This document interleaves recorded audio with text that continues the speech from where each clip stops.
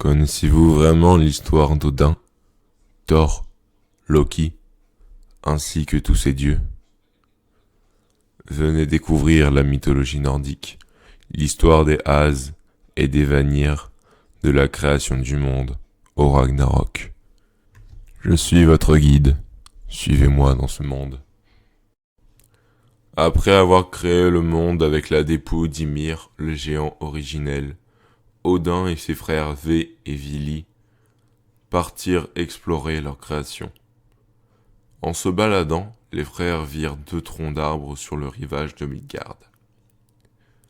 Odin décida de leur donner une seconde vie. Il leur insuffla sa propre énergie, et les troncs d'arbres se changèrent, et ils devinrent les premiers hommes et femmes sur Terre. Ask et Ambella. Pour les compléter, Ve leur offra un cadeau, les 5 sens et la capacité de ressentir les émotions. Vili les dota d'intelligence. C'est ainsi qu'Odin devint le père de toutes choses et créateur des hommes. Pour vivre, il leur offrit le royaume de Midgard. Le dieu est avant tout un guerrier, très courageux et d'une grande bravoure, qui lui a permis de faire face à des hordes de géants à lui seul. Pour protéger son trône de la convoitise des créatures des 9 royaumes, il avait à ses côtés des armes et des créatures dotées de grande puissance et une magie incommensurable. La lance Gungnir, créée par un puissant nain qui la forgea avec une racine de Yggdrasil, l'arbre des mondes. Une lance qui accompagne Odin dans tous ses combats et qui atteint toujours sa cible. Un cheval à 8 pattes, la créature la plus rapide de tous les royaumes. 2 loups géants et puissants, Gerriet Fenrir, qui protègent le trône d'Odin en son absence. Hugin et Munin, les 2 corbeaux d'Odin, qui veulent dire pensée et mémoire.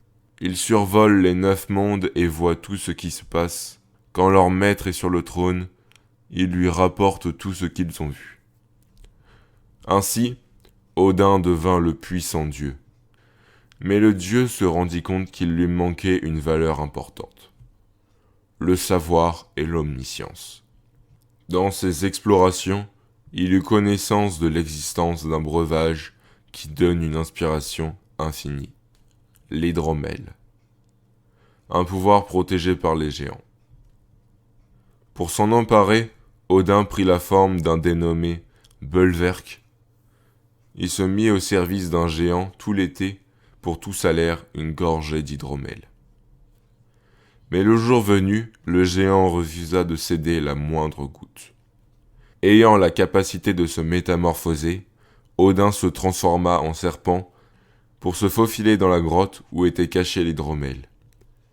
Il y séduit la fille du géant contre 3 gorgées. Il s'empara de tout le liquide et prit la fuite sous la forme d'un aigle. À peine arrivé, Odin recracha le nectar dans les plats préparés, mais dans sa hâte, il laissa tomber quelques gouttes. C'est la part de tous les poètes. L'hydromel lui était nécessaire pour déchiffrer tous les secrets des 9 royaumes. Et il fallait connaître les runes magiques de l'Yggdrasil. Après avoir bu, il resta suspendu à l'arbre pendant 9 jours et 9 nuits. Pour être sûr de déchiffrer les runes vikings, avec sa lance, il s'accrocha sans bouger, tant qu'il n'avait pas réussi.